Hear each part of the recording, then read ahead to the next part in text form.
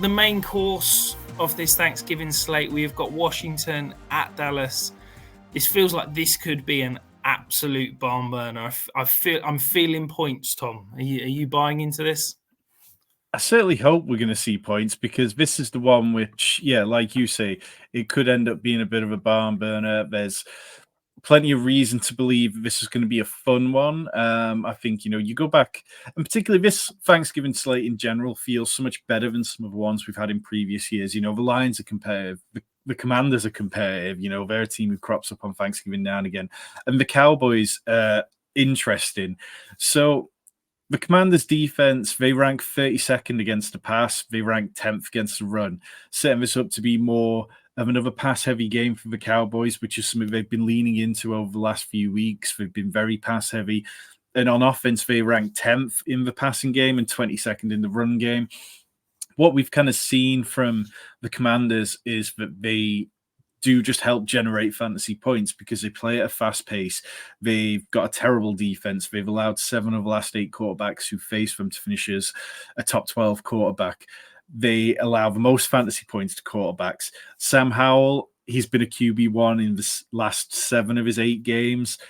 So I think there's also upside for him. Dallas struggle against rushing quarterbacks. They've allowed 5 different rushing quarterbacks to have 35 or more yards this season.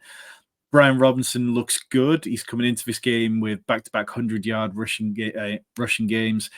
But he's also had 15 targets. That's more than he had in the entirety of his rookie season. And if Antonio Gibson misses out, he's a true game-time decision, then I could probably talk myself into Brian Robinson. But generally, I think this is a game which is going to be more interesting through the air. I'm not sure that I'll be playing more than one Commanders pass catcher in DFS. I think in redraft, if you need to start Jahan Dotson, you need to start Jahan Dotson. But in DFS, I think you can probably limit it to one, because the Cowboys have been excellent against pass catchers all year. In DVOA, they rank 5th best against wide receiver 1s, 7th best against wide receiver 2s, 1st against wide receiver 3s. The chink in their armor is tight end, where they rank 22nd. So Logan Thomas, who's coming into this averaging 6.6 targets per game since week 7, feels like kind of player which would be interesting. I think Jake Ferguson's going to be very popular on the other side of the game, and that in itself will give you a little bit of leverage. On the Cowboys side of things, outside of CeeDee Lamb, who has just ascended to the pure elite status, I think you can probably sprinkle in one more in Dak stacks. There's 8 different wide receivers who scored 20-plus points against the Commanders this season.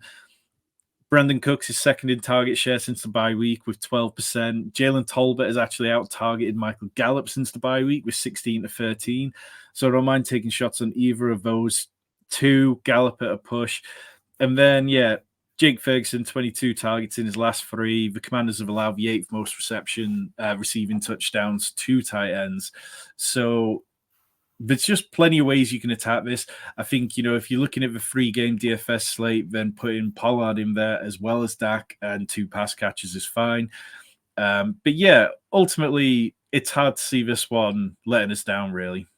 Yeah, I think if you're looking to attack this Thanksgiving slate, and as you said, in that 3-game lineups, I think this is the one that you want to be trying to get as many pieces into that lineup as you can, because as you said, some of those Cowboys players are very intriguing. I really like Jahan Dotson this week. I think that he's potentially got an interesting matchup moving around the offense against, potentially a decent Dallas defense, but I think there should be some holes still.